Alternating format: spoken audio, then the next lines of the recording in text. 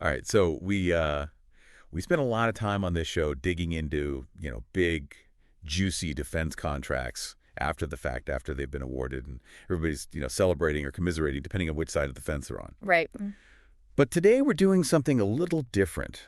We're going way back to the beginning of the process. We're talking about sources sought notice, fresh out of the Washington headquarters services for the Office of the Secretary of Defense. Okay. Now, I like it. It might not sound like the most riveting material, but trust me, this is a fascinating early glimpse into what the DoD is thinking about. Okay. And where some potential big future investments might be headed. I'm all ears. So, what do we got? For those of you who maybe aren't familiar with the lingo, sources sought notice is essentially the government just doing its homework. Right.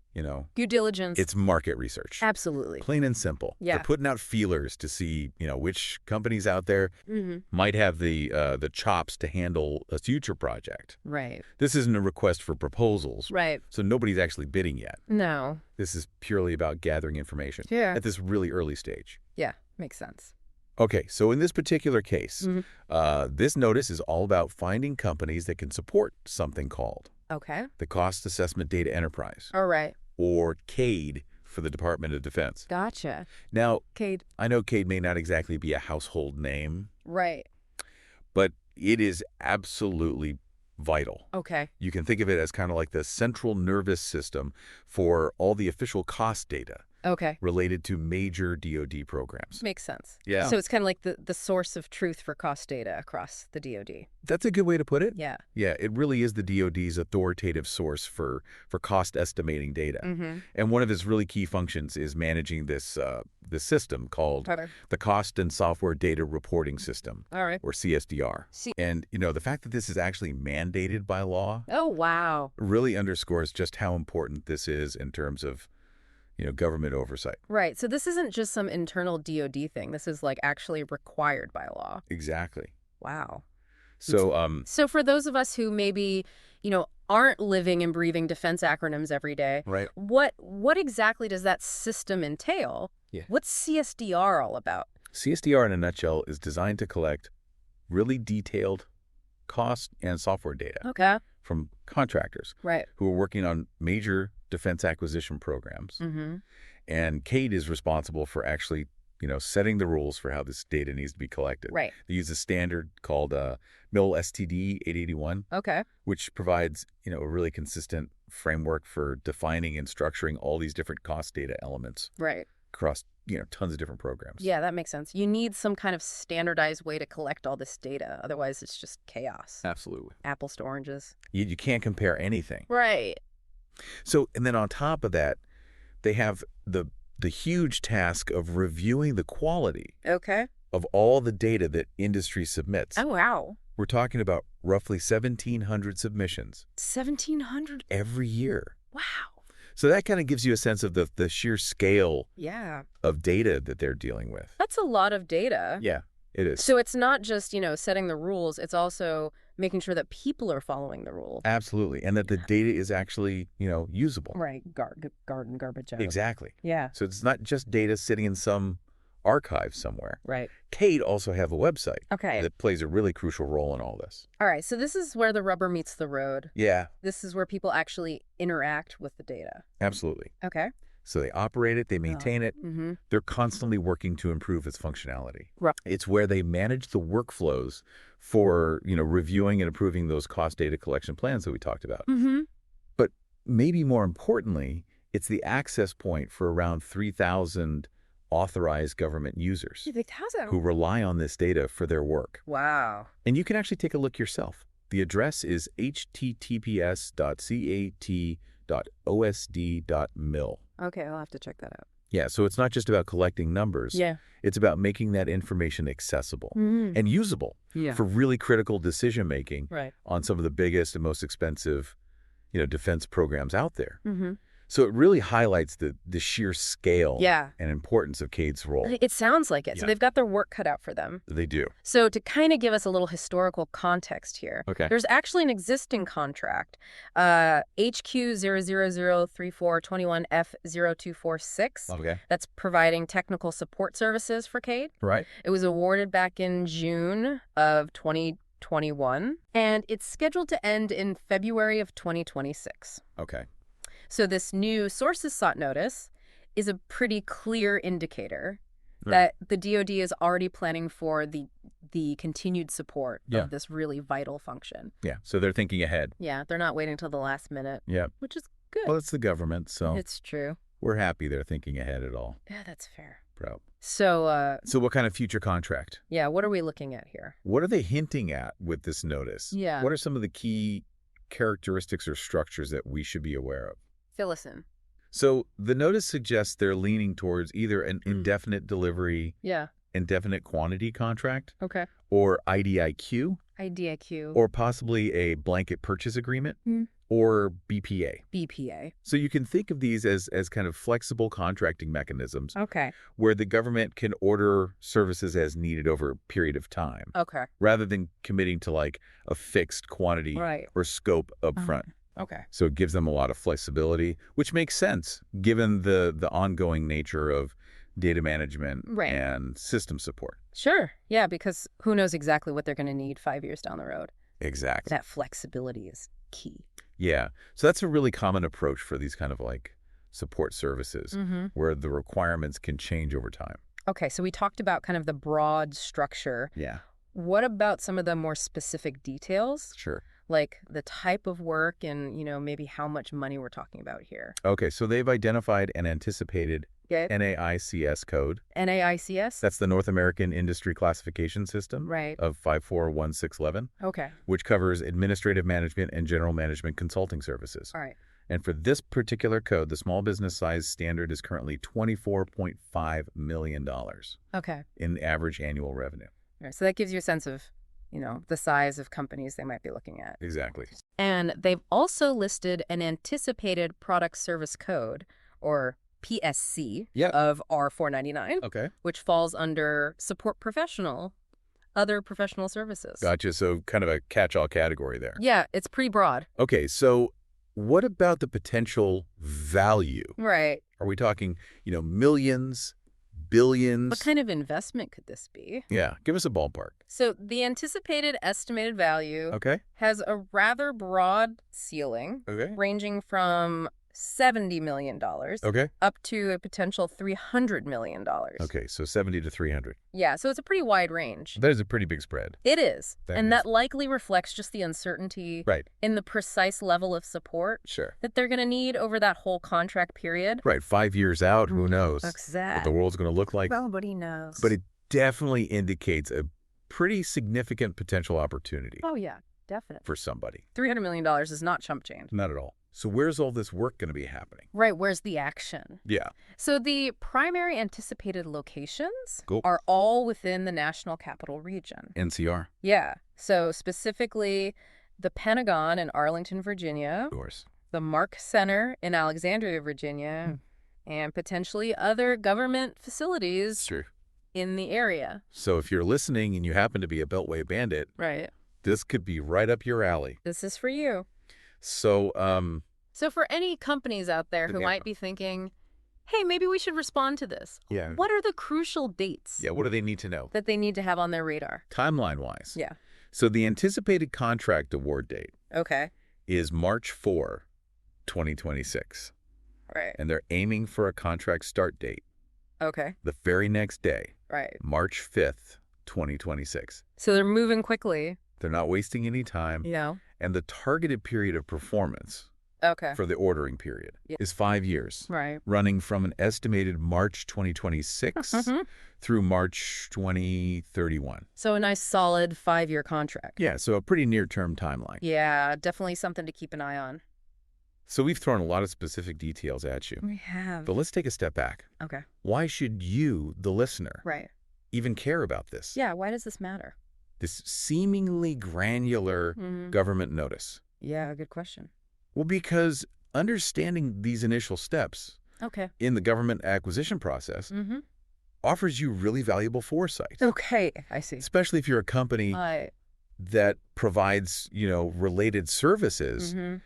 This is like a huge red flag. Yeah. That there might be some opportunity coming up. Some big business opportunities coming down the pike. Absolutely. But even more broadly, it gives you a real-world glimpse into the Department of Defense's priorities, right? So in this case, it really underscores just how critical they view accurate and readily available cost assessment data. Makes sense. For their major programs. Yeah.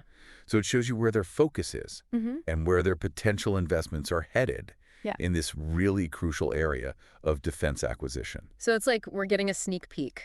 It is. At their strategic thinking. It is. Just by analyzing this one little notice. It's like getting an early peek behind the curtain. Yeah, I like that. So as we start to wrap up this this first part of our deep dive, let's kind of recap the core of what we've learned. Good idea. About this CADE, Sources Sought Notice. All right. So at its heart, this notice is the government's way of saying, hey, we're doing market research. We're trying to identify companies that can provide support for the Cost Assessment Data Enterprise, or CADE. And as we've discussed, CADE is really the DoD's central hub for all their official cost data. And it plays a vital role in administering that cost and software data reporting system. Which, as we mentioned, is actually required by law. Yeah, statutorily mandated. Exactly. Can't get around that. Nope. And the potential scope of work seems really comprehensive. I mean, we're talking about everything from administering the CSDR system, developing those data collection plans, maintaining and enhancing the CADE website, making sure that thousands of government users have access to this critical information. And then, of course, we talked about, the anticipated structure of a future contract. Probably an IDIQ or a BPA with a significant potential value and a 5-year ordering period. So there's a lot there. There's a lot to unpack. And one of the things that's really interesting, when you really dig into the details of this notice, is the range of capability that the government is indicating you're going to need. So they've included this draft performance work statement in the notice. And it outlines several key areas of support. All right, so let's dive into that. What are some of those key areas? So first of all, you've got your kind of essential systems engineering and program management functions to just kind of oversee the whole effort. Makes sense. And then you've got direct technical support for the actual cost data collection processes. So that's, the nuts and bolts. The nitty-gritty. But it's not just about the technical aspects of data management. They're also looking for policy and training support. Interesting. To make sure that the CSDR system operates effectively and that users across the government understand how to use it properly. You got to train people on the system. Absolutely. Otherwise, it's just a fancy website. Exactly. And then there's a big information technology component covering the operation, the maintenance, and crucially, the ongoing development and enhancement of the KD infrastructure, including its website and specialized tools. They even specifically mentioned a tool called the Full Cost of Manpower, or FCOM tool. So, and they also mentioned analytical surge support, which suggests they might need help with some, in-depth data analysis on an as-needed basis. So they might have like a surge in requirements and need extra help. Exactly. So for any companies out there thinking, hey, this sounds like us, there's a really critical point that cannot be overstated. What's that? Security. Yes, of course. Is paramount. Yeah, absolutely. So the notice explicitly states that a secret facility clearance is required at the time they submit their proposal. And all personnel working on the contract will need at least an interim secret security clearance to even begin work. So no clearance, no work? No clearance, no dice. So that's a really important thing for potential bidders to be aware of. Absolutely. Especially with something as sensitive as cost data. This is not something you want just anybody having access to. Exactly. So if you're thinking about, throwing your hat in the ring, the notice very clearly lays out the specific information that they're requesting in responses. Okay. And they have a deadline of December 16, 2024. All right, so mark your calendars. December 16, 2024. Okay. So what are they looking for? Yeah, what do they want to see? Well, first of all, they want a comprehensive capabilities statement. Okay. Detailing, your relevant experience, your technical expertise, right. The whole 9 yards. Show us what you got. Exactly. Yeah. They also want some essential company details. Okay. Like your UEI. It's CADE code. Right, all the government contracting basics. The basics, yeah. And very importantly, they want detailed information on your relevant contract experience. Right. They're particularly interested in work that is, similar in nature to the CADE requirements. Okay.